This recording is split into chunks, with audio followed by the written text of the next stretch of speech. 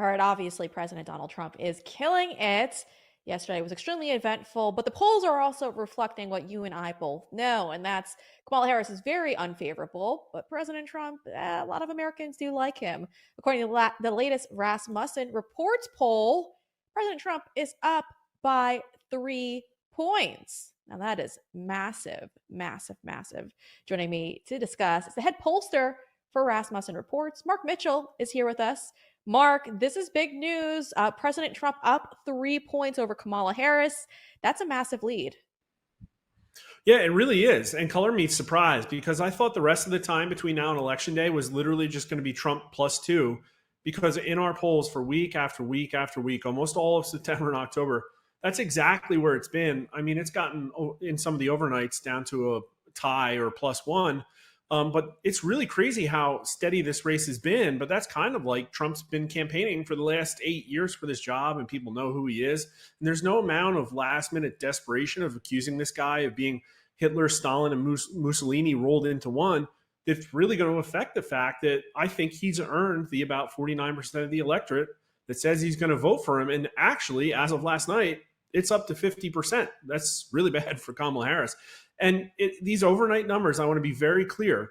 This is the aggregate of 4 nights of data, and it is over 3,000 results. This is a massive poll with a 2% margin of error. So really confident in the outcome there that Donald Trump appears to be in the polls winning the national popular vote like we have said he will for months and months and months, and everybody else was tripping over themselves to say that Harris was winning by 4 points, but one by one, they're all coming back to the right where we think they need to be in order to maintain their credibility. USA Today, Suffolk, TIP, Atlas Intel's always been there with us, but Fox News, NBC, all these pollsters are putting out polls more and more to the right just in the last week or two.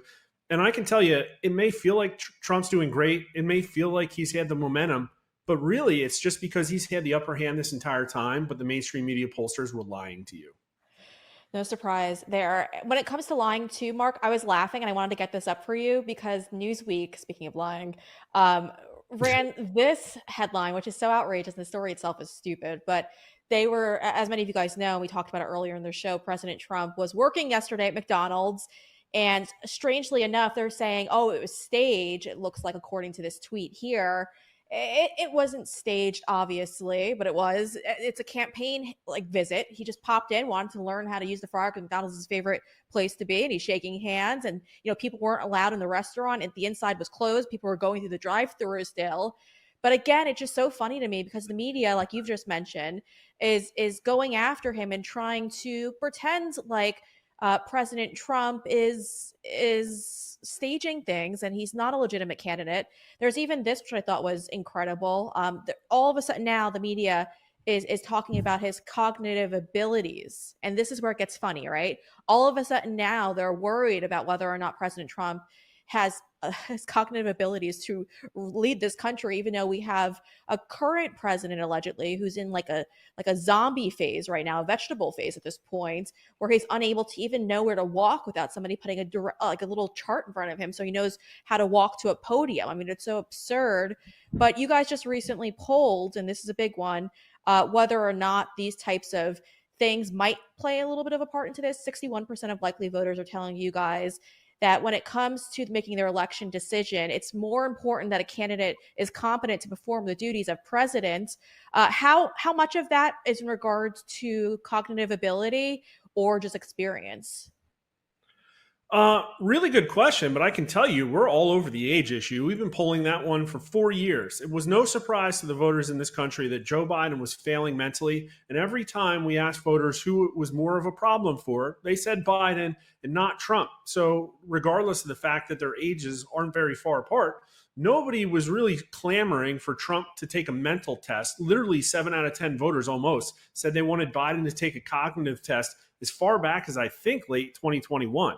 So, I mean, this to me all smacks of late stage desperation. They know they're losing. All the media narratives now about pollsters are the race is tied. Well, that's not what they were saying a month ago. They were saying Kamala Harris was winning. And I think we're not that far away from all of them throwing each other under the bus. But as for competency, what I can tell you that's interesting is Democrats, the bar for competency is a lot lower for them. 52% of Democrats think it's important the candidate's competent, but it's 66% of Republicans and 67% of independents. So there is that. And I will say that Donald Trump has the edge on competence, 49% to 46% over Kamala Harris. But what is telling to me, and again, we expect those numbers to be tight because the race is tight, but that's a bigger margin than the time this particular poll was taken a little over a week ago. It was more like Trump plus one. But what's interesting is in the demographics, competence matters more to black voters than the amount of black voters that say they would vote for Trump. It matters more for Hispanic voters. They go to Trump more than Harris on the issue of competence. So these are the kind of tailwinds that Trump has with all of these Democrat voting blocks. The same thing with 18 to 39-year-olds. So again, this is one more on a list of super long, massive list of fundamentals where Donald Trump has the upper hand. Trust on all of the issues, the right issues that people care about. People are worse off than they were 4 years ago. They are all of the prices in the economy. Everybody hates Bidenomics. The list is literally a list 20 points long about why Donald Trump, in fact, probably should be winning more. And maybe it looks like he's got the momentum and may win by more. And I've been saying, I think this entire cycle too, I think there's reasons to believe that Donald Trump is going to massively outperform all the swing state polling, even my own. And that's kind of what it looks like all of the early voting returns and registration advantages are starting to tell us. Yeah. Yeah. And I think that's pretty interesting what's going on right now because we're seeing massive, and we also discussed that earlier in the program, we're seeing a massive turnout for early voters amongst Republican voters. And I think that's going to really catch Democrats through a loop, or, I mean, it could lead to mail in ballot fraud because they're going to be too embarrassed to see that continue to play out. But I guess we'll see how that goes these days. Mark Mitchell, as always, thank you for joining me. I look forward to having you on. I'm probably going to have you on all week at this point because we're getting close to election day and there's so much going on. You guys are polling every day, and I'm interested to see how this all plays out, especially given the fact that President Trump was just at McDonald's. I think that makes him very relatable, and we'll see if that plays out into your polling. Yeah, no, that was just one after a string of massive wins for him after the Al Smith dinner and the Fox News interview. And listen, if the next 2 weeks are anything like this, there's going to be something to talk about every single day. Well, we look forward to having you every single day if that's the case. Mark Mitchell, thank you. Did you guys know that this show is available as a podcast as well? Well, we're literally available on probably all of your favorite platforms for that: Spotify, Amazon, iTunes. So make sure you head on over right now and follow this program. You're not going to miss out on any of the content we're dropping over the next few days because we're getting closer and closer to the election, and I've got a ton of stories I'm going to be dropping your way.